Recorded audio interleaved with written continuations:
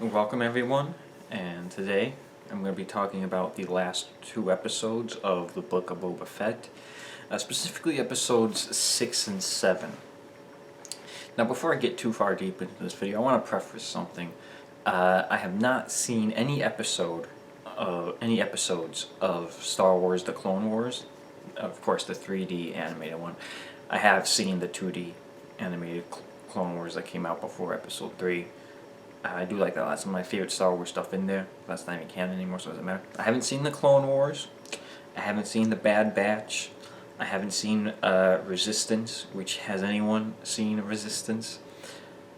I haven't seen seasons 1 or 2 of The Mandalorian, and I haven't seen the first 5 episodes of Book of Boba Fett. So I really don't know at all what's going on besides a basic understanding. Obviously, if you're on social media in any way, I feel like you could know what's happening in these shows without even watching them. I feel less so with Book of Boba Fett, maybe because less is going on. In this, I mean, obviously, I knew when Baby Yoda happened, even though I wasn't watching The Mandalorian. I knew Baby Yoda was a thing because that was everywhere. And just like when Luke showed up in Mandalorian season 2, that was everywhere. This stuff is everywhere. Same thing with the Marvel Disney Plus shows. I don't even have to watch those, and I know what's going on with them. But yeah, so I decided to watch the last 2 episodes of Book of Boba Fett because why not? I wasn't doing anything else, so I'm going to talk about this show that I haven't seen the beginning of, or the other 2 seasons of the other show, which is, I suppose, necessary because it really does kind of continue the story. It's just kind of, and you guys see this joke played a lot, but the Book of Boba Fett to me just kind of seems like a diet version of Mandalorian season 3. It's like Mandalorian season 2.5, almost. And in kind of a weird way where it almost seems like it would be necessary to watch this if you're a fan of The Mandalorian. But anyway, I'm going to talk about Book of Boba Fett. Spoilers, I suppose. I mean, if you care, you've already seen it, and if you don't care, you don't care about spoilers. But yeah, spoilers, I suppose. Just throw it out there. I don't know if I'm going to get into anything spoiling or what's even worth spoiling.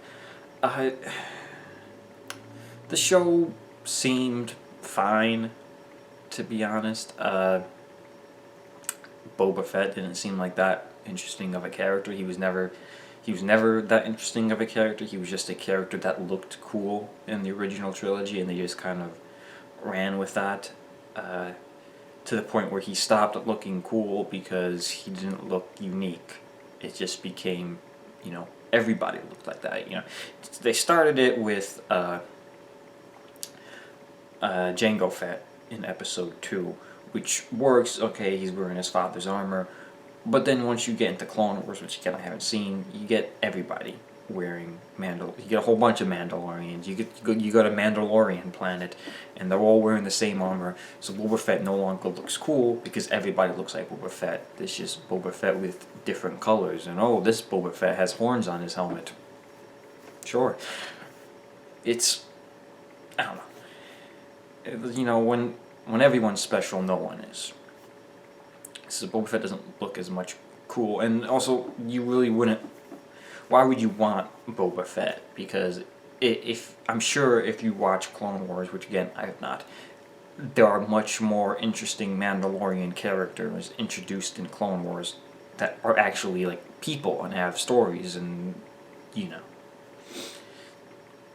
Boba Fett is just a background character who says 3 lines and falls into a Sarlacc pit. That's his contribution to across the 2 movies that he's in, and the 3 retroactively because they crammed him into the special edition of A New Hope. And sure, you elaborate on him a little bit in episode 2. It seemed really unnecessary. I don't understand why Boba Fett had to be a clone of his father, who had the clones of, made the army of the clones. They're all him. It seems kind of just a weird story decision, in my opinion. I of course seen I have seen Star Wars Rebels. I did like Star Wars Rebels. There is a Mandalorian character in that as well, which is fine.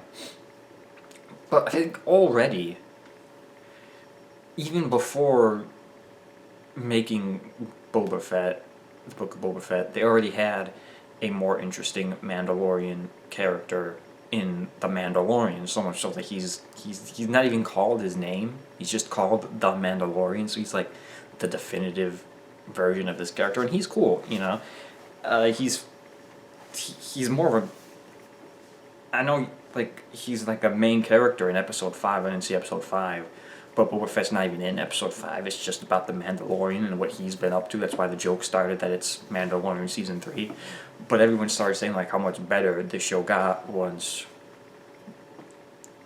How much better the show got once the actual Mandalorian came into the season, which isn't good. I don't know if there's going to be another... I don't know if there's going to be a second season of the Book of Boba Fett. Probably not. Maybe. I don't know. I don't know where this story would be going, particularly for the Mandalorian, because he's on his own path now. He's not hanging out with Boba Fett anymore. I mean, he wasn't. Boba Fett kind of like called up the Mandalorian to ask for a favor and help out with plot going on. But then he left, so he's not on Tatooine with Boba Fett. So, I don't know if Boba Fett comes back into Mandalorian Season 3 or something. But, and then the finale was like the big fight standoff between Boba Fett and the bad people, which... Wasn't Boba Fett the bad guy?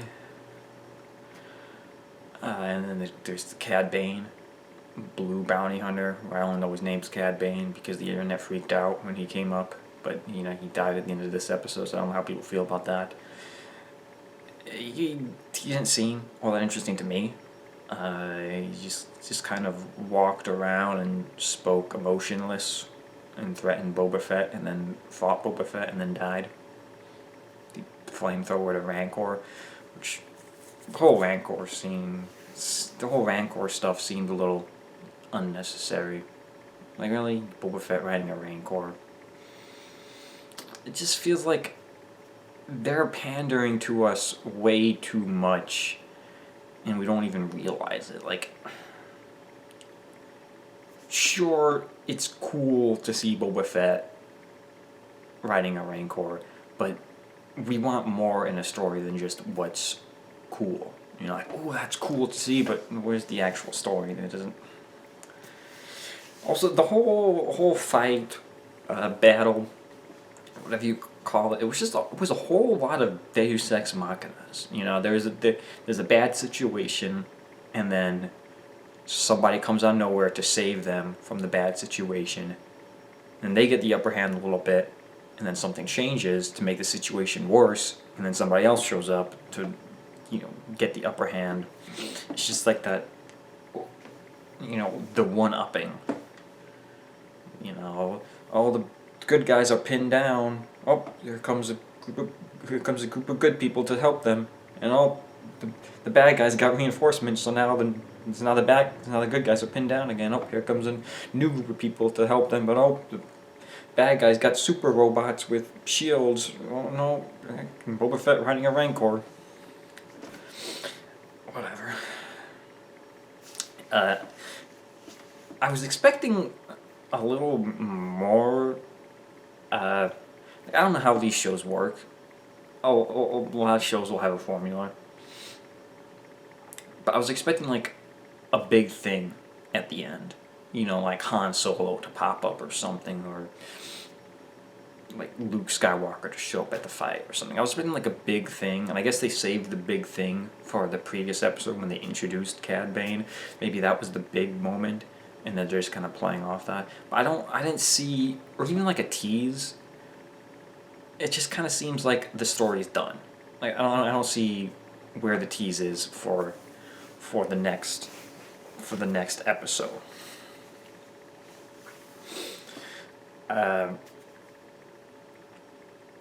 Like I said, Boba Fett wasn't really all that interesting. I suppose, Mandalorian, he's cool, I guess. Baby Yoda, whatever. Everyone loves Baby Yoda.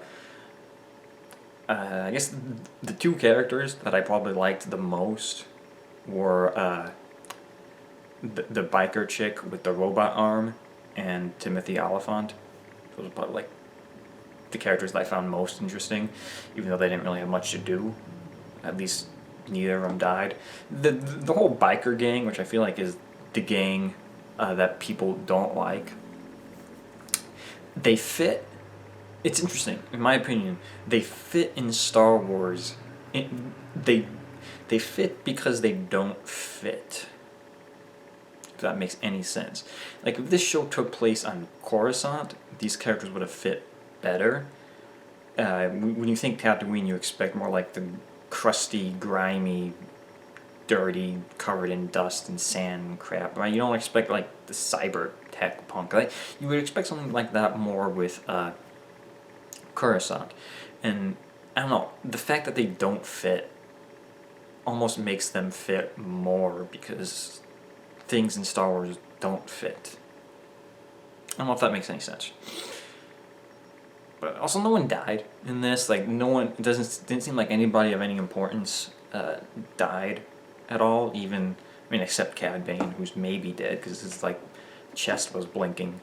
Which I assume the chest was blinking to like send out a signal to even bigger bad, like, hey, I died. You gotta send Darth whoever to go kill Boba Fett. But yeah, no one died. I feel like you needed some deaths besides two pig monster guards to die to make things, make stakes. Make this victory feel more deserved if they were sacrificed. I thought they were going to kill off the Chewbacca character, but they didn't. And even the post-credit scene showed that Timothy Oliphant was still alive. People are saying that you make it Timothy. People are saying that they should give his character his own show. That's just Justified. Just go watch Justified. That's Timothy Oliphant's show. I don't see how they're playing different characters. Maybe this guy swears less, I suppose. He's not in Kentucky. He's in Space Kentucky, maybe. It's Tatooine, Space Kentucky. What's the Star Wars equivalent of Kentucky?